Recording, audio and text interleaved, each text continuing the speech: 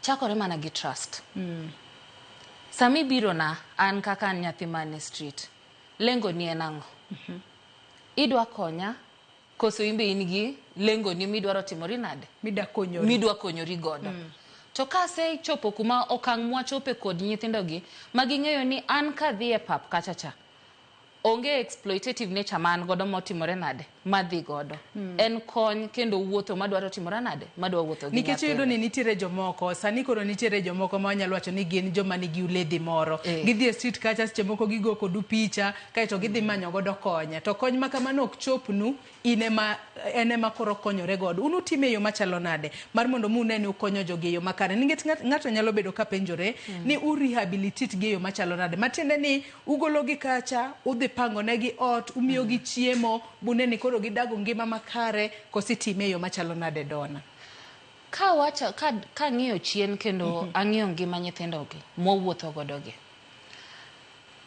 solution magidwaro ok en solution man garaka mani ayudi e street ami siling 200 idhi dak kamoro ichako ngima makiny ng'amo ng'eyo wan gi programs ma build capacities gi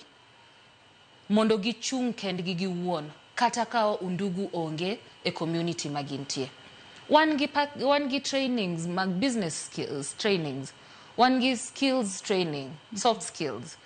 watero gi through counseling sessions and mentorship and coaching wawuotho kodgi en atua katua ok en gik mwariknie ni kawuono wadhi e pap wayudo uwa ka watero uwe ot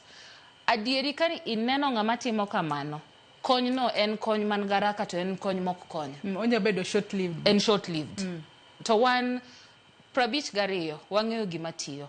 to kendo wasewuotho wuodhni gi nyithindo gi kata gi jonyuol gi